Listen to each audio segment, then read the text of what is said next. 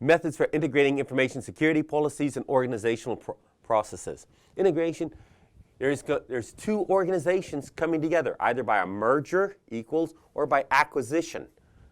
You're going to have processes that are going to be affected by change management. One of those has to change. It's going to absorb and get the policies of the other. You need change management. You need to submit the changes. You need to manage those changes, document them, approve them. They need to be recorded, and management needs to know after they're implemented. You need to modify the security awareness program. Different organizations have different security. What was acceptable in one may not be acceptable in the other. Maybe your old company before the merger or acquisition allowed you to go on Facebook. The new company says, no, we don't think that's acceptable. After all, you might have friends like my sister. There's nothing acceptable posted there, and they don't want the liability.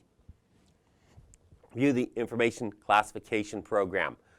Different information will be classified differently.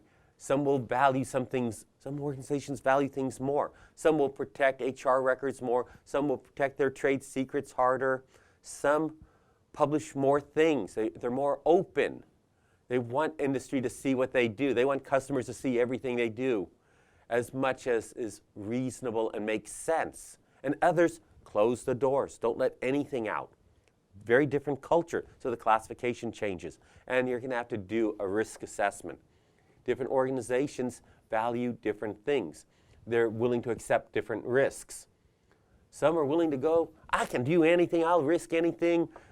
We can put 30% of the company at risk at any time, and others are much more conservative and say, if we have more than 5% of our assets at risk at any given time, the amount of danger to our stockholders is unacceptable. And they'll be much more conservative, and they'll want to reduce risk further to a lower acceptable level. Think of when you invest in stocks. Younger people tend to invest in riskier stocks because there's potentially greater gain. As you get older, you invest in safer stocks because you can't put that capital, you can't put the principal at risk because you need it for your retirement.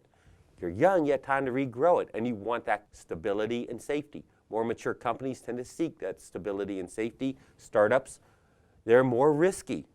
But if they succeed, they grow quickly. If they don't, well, this is why more startups fail.